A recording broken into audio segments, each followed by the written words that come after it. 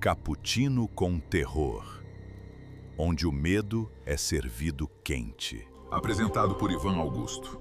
Hoje nós vamos falar sobre O Monstro da Lagoa Negra, um filme de terror produzido nos Estados Unidos na década de 50.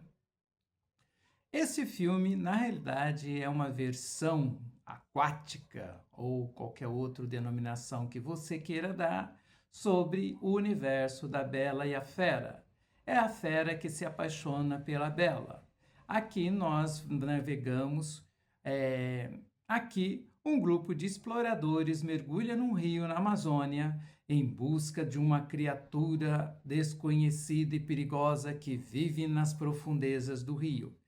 Para esse filme foi necessário 2 atores para fazer a criatura. Um que fazia as cenas subaquáticas, submarina, que precisava ter uma destreza, uma velocidade, um conhecimento muito grande em mergulhos, e outro ator que fez a criatura na parte terrestre.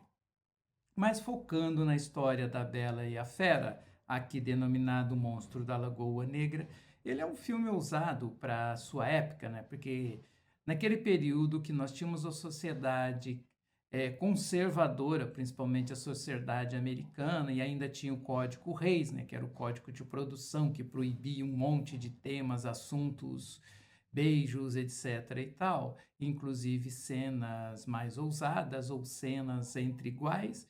Nós deparamos com o Monstro da Lagoa Negra, que é uma criatura que vive nas profundezas do rio, que se apaixona por uma mulher muito bonita. E a ideia de capturar o monstro é levá-lo para a exposição, para que as pessoas possam ver, e a partir daí nós temos um ganho de capital. Aí nós remetemos àquela questão dos circos das aberrações, que já foi abordado em outros filmes, que você pega seres humanos que têm alguma deficiência genética ou deficiência física gritante e você coloca num circo e cobram das pessoas para ver essas criaturas bizarras. Aí você faz um marketing em cima, aumenta o poder dessas criaturas, principalmente o poder do feio, do estranho, do assustador, e coloca no imaginário das pessoas. Aí formavam filas e filas. Esse filme se tornou um filme cultuado no mundo inteiro, e não podemos dizer que é um filme ruim, é um filme muito bom, com um roteiro muito consistente, com personagens bem construídas. E quando você começa a assistir e analisar o filme, você sente um impacto. Agora, você imagina que nós estamos em pleno século XXI, 2026, imagina isso na década de 50.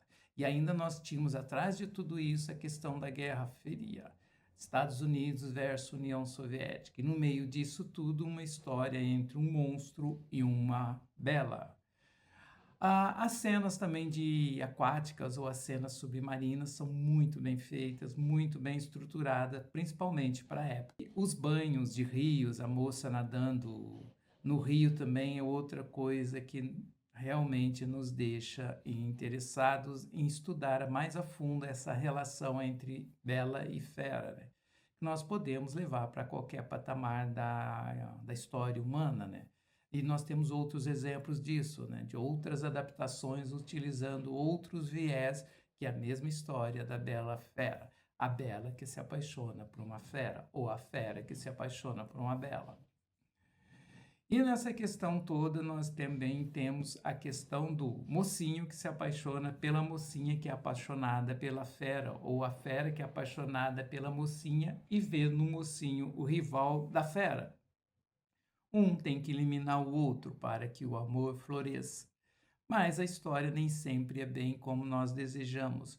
Às vezes ela é como o roteirista quer. O roteirista dá aquelas reviravoltas, aqueles truques, aquelas rodopiadas absurdas, aqueles ajuntamentos de histórias para terminar num final feliz. Mas esse filme também teve 2 continuações, seguindo o mesmo roteiro, de uma bela que se apaixona pela fera ou vice-versa, e a batalha trava entre esses 2 universos. E como pano de fundo nós trazemos várias questões, tanto sociais, políticas, econômicas. E nós procuramos esconder entre as entrelinhas alguns feitos interessantes nessa história, principalmente que os filmes de terror na década de 50 era uma propaganda muito intensa contra a União Soviética, contra a Guerra Fria. Eles eram monstros e os Estados Unidos eram mocinho.